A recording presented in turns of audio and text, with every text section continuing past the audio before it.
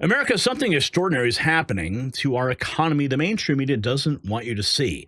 While California's governor races to the courthouse, American factories are witnessing a phenomenon we haven't seen in decades. What if everything you've been told about tariffs was deliberately misleading? What if the experts who predicted economic disaster were serving a different agenda entirely? Well, tonight, we're going to show you numbers that will shock you, revenue figures that will astound you, and corporate decisions that are sending shivers through the globalist boardrooms worldwide. It's not just about policy, it's about the greatest industrial resurrection of our lifetime. And it's only day 86, so stay with us. And as we step into 2025, one thing is clear, de-dollarization's not stopping, it's accelerating. China and other BRICS nations are scared of President Trump, and it's making them more determined to reduce their dependence on the U.S. dollar and establish themselves as global economic superpowers. What's their secret weapon? Well, it's gold. In fact, China resumed buying gold, and you know what's even more telling? They underreport their buys. Does it make you wonder why? They recognize its global value and ability to withstand economic shocks. Well, gold is a global asset with innate value. It's tangible, it's reliable, and immune to economic manipulation. China and other BRICS countries, they want to be prepared. They just don't want it known to you. But this isn't about nations, it's about you. So make sure you head over to nextnewsgold.com or call that number on the screen, 877-646-5347. Tell them Gary Franchi sent you and ask how you can get 10 free silver 1-ounce coins when you invest with no gold. All right. So Gavin Newsom, of course, getting ready for his 2028 presidential campaign, has launched a podcast. And it's really just a propaganda campaign trying to make him seem more relatable to the American people. Yeah. Subscribe now to Gavin Newsom's podcast. No, thank you. But we're going to give you a little snapshot. This is what he posted 7 hours ago. Donald Trump doesn't have the authority to impose these destructive and chaotic tariffs. America stands to lose too much. Oh, look, he's got Rahm Emanuel, Barack Obama's former chief of staff and the former mayor of Chicago, of the Emanuel family. Anyway, let's take a listen to what Gavin Newsom's propaganda machine is spitting out right now. Different reasons. California is the biggest manufacturing state in America. People forget that. California is number one in two-way trade, number one in direct foreign investment, and number one manufacturing state in America. 40% of the goods movements in this country come through two ports of entry in California, about 50% of that from China itself. No state has more to lose, more to gain as it relates to ag, as it relates to all of these industries and tech, as you noted, AI, et cetera. So that's, by the way, why we just filed a lawsuit against the Trump administration. And we did it on, I think, very sound grounds. And it's an interesting lawsuit for many different reasons, but we've got to push back much more aggressively on the consequences of this. Yeah, they uploaded this clip and they didn't even let Rahm Emanuel speak. How funny. That just shows you his vanity right there. But did you hear what he said? California's got a lot to lose. Well, then maybe you should start playing ball with the Trump administration so you don't lose it all, Gavin. Maybe you should just step down, resign in shame, or maybe Elon Musk should run for governor. I think that's a good thing. Check this out. Watcher.guru posting this just 13 hours ago. California's Governor Newsom asked court to block President Trump's illegal tariffs. Oh, no. Here we have more. Gavin Newsom, this is from Libs of TikTok. Gavin Newsom suing the Trump admin over tariffs. He claims the tariffs are unlawful. They're wreaking chaos. Newsom just asked for a $2.8 billion bailout for Medicaid. Did you hear about that? For illegals. And California is facing a homeless crisis. They continue. Meanwhile, this is what he's focusing on and spending tax dollars on. Listen. Today, I announced a lawsuit on behalf of the state of California suing the Trump administration. California is the largest manufacturing state in our union, one of the largest trading partners around the globe. No state will be impacted more than the state of California as it relates to the unilateral authority that's being asserted by the Trump administration to impose the largest tax increase in modern American history. Today, I announced a lawsuit. Yeah, good luck with that lawsuit, pal. Let's keep going. Oh, a little flashback moment here. When I was at Mar-a-Lago, Donald Trump reached out and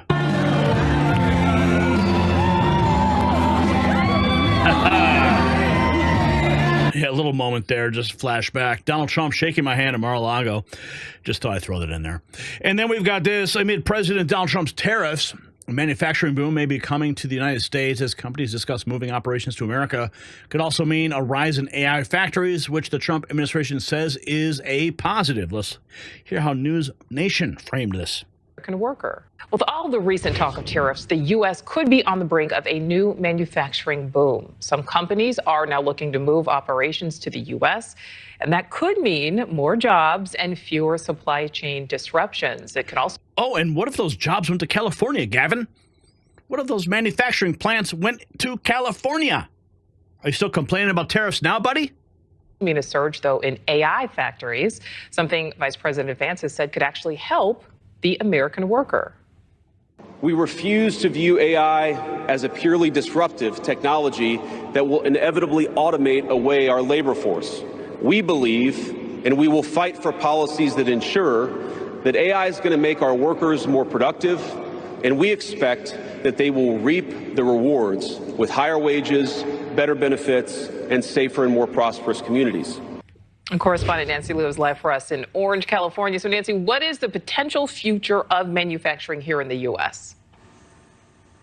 Well, Nicole, it looks like this. This is a robot that's being developed for use. Oh, and I'm going to point out, yes, she is in California. Gavin, are you watching? In food production, we can't, for proprietary reasons, say exactly what it's going to eventually do or for what company. But check out this smaller robot. And I'm told that this is a good starter machine for smaller companies. It costs about $100,000, and it can do, menial tasks like gluing, perhaps, say, a smartphone or something like that. And AI-driven automation, it's already transforming multiple industries, especially here in California, the nation's top manufacturing state. Dynam C Robotics is among a host of custom machine building companies helping other American companies to shift production. For now, the reshoring movement, it is limited as many businesses assess whether to make major investments on machinery like this. Modern robotics can be customized to automate all kinds of manufacturing, from guitars to furniture and much more. And the shift clearly curtails the need for manual, unskilled labor. America's new manufacturing push is set to highlight more technology and automation, and it means an ongoing labor shift. I hope you're listening, Gavin Newsom. Okay, let's keep going. Just in the United States has generated a total of what? 21, is that trillion? 21 billion in tariff revenue since Trump's inauguration. Holy cow. We also have this from Ian Yeager. Nissan seeks to max out production in the United States following President Trump's tariffs. The wins keep coming. President Trump also has been nominated for the Nobel Peace Prize. If you're down for that, drop a thumbs up below. We also have this from the Education Secretary just a few hours ago, making sure that we're working, that this is being done carefully. Listen. Very clear to. Do you have a date that you want to have this department closed by? We don't have a specific date. We are working to make sure, this is being done very carefully. While the president's directive is very clear to close down the department, he wants to make sure that all the protections are in place, that those, the policies that are there are going to continue to be protected. So we're doing it very carefully. Do you have a... Yes, the Department of Education is still on its way out. That's some great news to report for you. Here we have this. The Department of Justice will fight for women if the state of Maine will not. Boys should not break records in women's sports. Boys should not deny scholarship opportunities to dedicated female athletes. Boys should not be in the girls' locker room. Woman, it affects. Here's Pam Bondi on Fox. Here is Pam Bondi on Fox. These are boys in a girl's locker room. One is too many. It's ridiculous what she said. And doesn't just affect one young woman. It affects the entire team, the entire sport within that school. These young women are not being able to compete because of a boy. The boy in 2024 came in 43rd in his category in track and field. Yet, when he competed in the women's sport, he won. You know, Governor Mills shouldn't have said that, shouldn't have done this, should be supporting women in the state of Maine, and we're going to fight for them if they're not. Okay. And they still can't define what a woman is, except the UK Supreme Court just figured it out. Let's keep going. We've got some more here. CNN MAGA movement nearly doubles in size. Mario Naval posting this just a few hours ago. CNN's Abby Phillip dropped a stunning revelation that MAGA support has exploded from 20% to 36% in just 15 months, signaling dramatic polarization as Americans flock to political movements with fire and energy. Check this out. Right. More to NBC News. There's a growing number of voters who are identifying with the MAGA movement. From January 2024, it was 20%. March 2025, it is 36%. So we're actually seeing the country kind of moving in these opposite directions. Lots of fire and energy on the left, but on the right, more and more Americans are comfortable saying, I'm MAGA. Oh, yeah. Well, I think a lot of people, a lot of Republicans used to think of themselves as just, average Republicans, and they've really come to respect and appreciate what Donald Trump is doing. I think the immigration issue alone is causing a lot of people to feel closer to Donald Trump than maybe they ever felt before. So I'm not surprised by that finding. I referenced it earlier, but there's also other polling. Very young people, 18 to 21, are feeling more conservative, even as 21 to 24 are feeling less. There was a bit of a split in that generation, but you can see people flowing in different ways here, and it's quite interesting. I actually think the common thread among it all is if you perceive authenticity out of a politician, you tend to gravitate towards them. That's why Trump is popular. I think it's why AOC is popular too. She doesn't appear to be a scripted puppet, neither does Trump, and you can see the crowds they draw. All right, everyone. Let's keep going here because the MAGA movement is growing at an exponential rate. Here we have Rapid Response 47 just 24 hours ago. The president explains where he gets his energy. I've always said energy is genetics. I had two great parents. They had a long-term marriage, a very, very long-term marriage. I'll never beat them at that. For one thing, I'll never beat them. We don't have enough years left. But they had a great relationship, but they had great energy. And my father died at just about almost 94, and he was a very strong guy.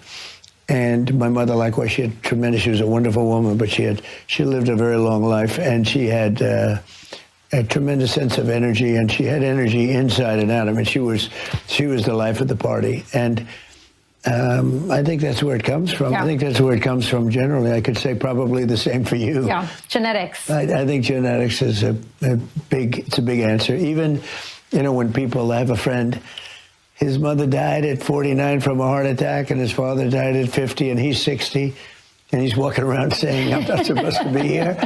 But, and he's not a particularly nice person, so I say, maybe you're right about that. But no, genetics, a big factor is genetics. Yeah. So what do we have here? The evidence undeniable. The tariffs are transforming America's industrial landscape in real time, while critics claim disaster. But the numbers tell a different story. Manufacturing jobs returning, revenue pouring in, AI factories sprouting across the Midwest, automotive giants expanding domestic operations. This is exactly what America First promised. Not isolation, but strategic leverage, using our economic power to rebuild what globalization dismantled, the American industrial base. And remember, this is just day 86 of the Trump administration. The full impact of these policies is just beginning to materialize. So here is the question that divides America right now, and I want you to weigh in.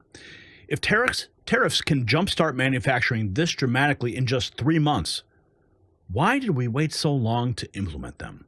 And what other economic truths have we been sold that simply aren't true? Drop a comment below. Grab your exclusive Next News merch in the merch shop. It's linked down below at shop.nextnewsnetwork.com. What are you waiting for?